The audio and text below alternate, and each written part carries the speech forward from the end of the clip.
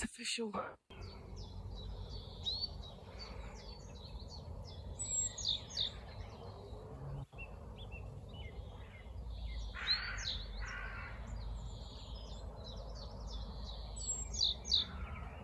I've got my allotment.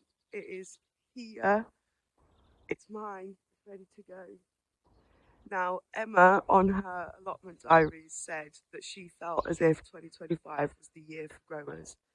And that is what I feel like. I feel like this is the year. And I am so excited to just get in here and just start doing stuff. Yes, let's get weeding.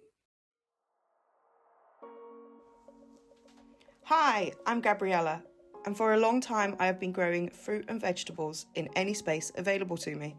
But after a long, impatient wait, I have finally been given an actual allotment plot to call my own, the biggest growing space yet.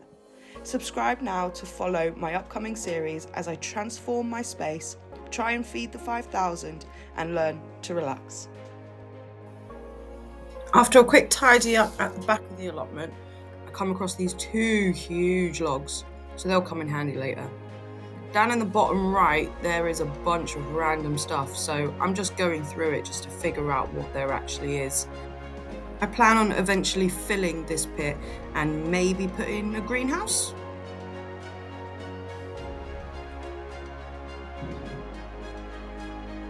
Look how beautiful this rhubarb is. I was really pleased that this was already here on this wonderful plot.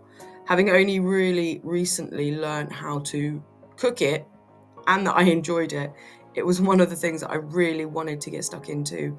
I just wanted to weed around it, figure out just how big it was and to see how it grew, because I couldn't figure out how many crowns it had and how old it was. I figured out that I had 2 crowns that were approximately 50 centimeters wide each. And I didn't realize that they could get so wide, not just deep in the ground. And as I was weeding more and more, I actually found that there was rhubarb coming out from what looked like underground. So it meant that this rhubarb was actually quite old, or is quite old, and hasn't been split for some time. You should aim to split a rhubarb every 5 years, so that's something I definitely have to factor in at the end of this year. After doing the rhubarb, I moved on immediately to the very first bed on the left as you walk into the allotment. I've got to get rid of a few bricks and slabs because I tripped over things which were sticking out of the ground. Surprise, surprise on a new allotment. So after ripping out these Brussels sprouts, I dive straight into weeding. Some people don't enjoy it. I find it really therapeutic. And I think it's important to put your hands in the soil and figure out what you're actually working with, especially on a new plot. And even more importantly, if you are a beginner, a new grower, and you don't quite know what you're looking for or what's good or what's bad, you'll be able to tell a lot from your earth about when you actually put it through your fingers. So definitely recommend weeding by hand. Obviously you can wear gloves. Gloves are important, but I don't like them. I feel like you can get a better pull on a weed or a grass without using any gloves.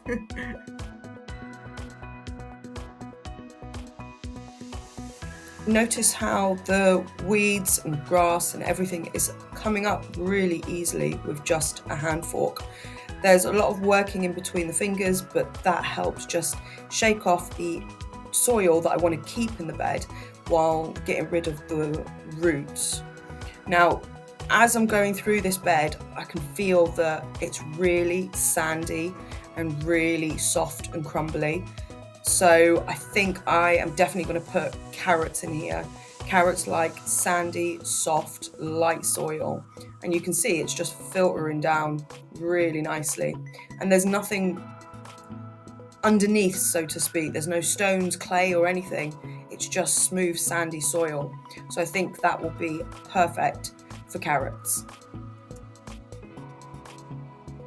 I'm having a quick once over on the path next to this bed because I kept on tripping up and pulling things up, and it turns out there's matting underneath. Now, this was really bad weeding. Like, these did not come up. There was no roots here, but I just needed to see what was underneath, and it was just 3 or 4 layers of matting, so that's a task for later. While I was weeding the bed at the front of the allotment, my dad was weeding this bed at the very back of the allotment. It's pretty shady, so I decided to put brassicas in here. And yeah, I bought plug plants because I was like, let's just get things in the ground. So we've got tender stem broccoli, purple sprouting broccoli, and Brussels sprouts. I've got 8 purple sprouting broccoli at the front, 8 tender stem broccoli in the middle, and then 10 Brussels sprouts at the end, in the last third of the bed. Now, in hindsight, I probably shouldn't have planted that many in one bed. Maybe half of that would have worked. I have no running water on this allotment plot, so I'm pre-soaking all of the plot plants in water before they go in. Each hole is filled with a big handful of fresh compost, and then they're firmly pushed down into the ground and then levelled out. They will not be watered again for a little while after this. Now that they're all in, just tip the rest of the soil in, and then I'm going to cover over. Now, I don't know this area, I don't know what I'm working with or dealing with, but I've got to protect against pigeons, butterflies, squirrels, mice, rabbits, anything. So it's better to be safe than sorry and just cover it over. Hello, Jamie. There was nothing special under this random piece of cloth. Did a little bit of weeding, dug it over with a fork lightly, and then just added some good compost and worked it in. I will eventually put a box around it and plant something in it. So yeah, nice little bit of space.